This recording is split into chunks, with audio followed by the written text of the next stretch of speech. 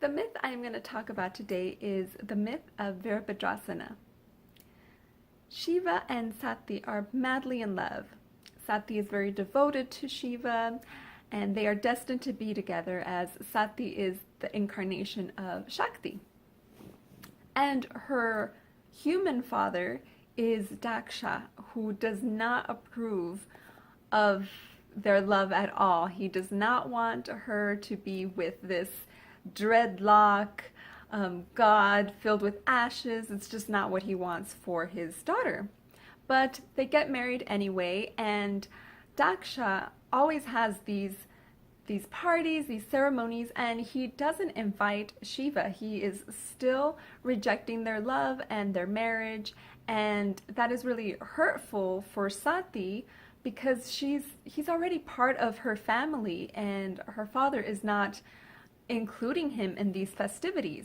So she is very, very furious, upset, and sad, and all of this ignites this fire within her that bursts into flames inside of her and reduces her to ashes. So she dies right on the spot in front of her dad. Shiva sees this up in the sky and is infuriated. He quickly grabs one of his dreadlocks, tosses it to the ground where Sati's ashes are, and the dreadlock snakes down to the earth and forms into Virabhadra, which is a great warrior who slices Daksha's head and kills him on the spot.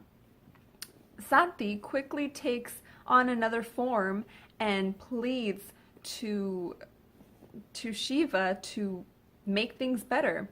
She's infuriated and says that she knows her dad didn't do the right thing in not accepting their love, but you can't act violently this way and expect things to be resolved or make anything better. In fact, it made things worse because he just reacted on impulse, which a lot of us may do, not to the extremes of what Shiva did, but we as humans just have this impulse that we react when something doesn't sound right or someone acts a different way than we expected or wanted. And this impulse can lead us to want to seek revenge or just think very negative thoughts, always reenacting in our mind certain conversations that never occur, that just heats us up, kind of like the fiery sensation that Sati had that reduced her to ashes. We feel that as well when we get these impulses, this anger that just builds up. And a quote that I really resonate with and with this story is, holding on to anger is like drinking poison and expecting the other person to die. We are not responsible for other people's reactions, and we are only responsible for our own reactions. So this quote really resonates with me, and I think about this when I read this myth, because we are just filling ourselves up with poison and these angry thoughts instead of just letting it go. And we never know what a person is going through, what they're thinking. Maybe they're just reacting a certain way based on past experiences. We can't be in control of what they're thinking, what they're doing. The only thing that we're in control is how we react to these situations. So continuing the myth, Shiva goes down to the party and notices that Daksha's head is not suitable for reattachment. So he grabs the head of a goat, cuts off the goat's head, and places it on Daksha's body.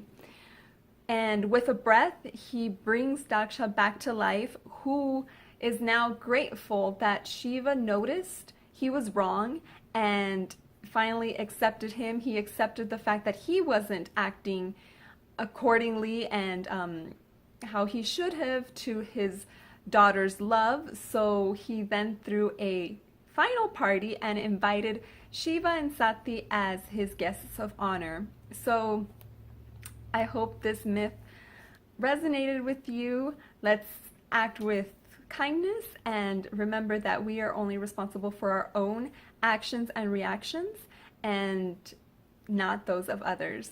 Thank you. Namaste.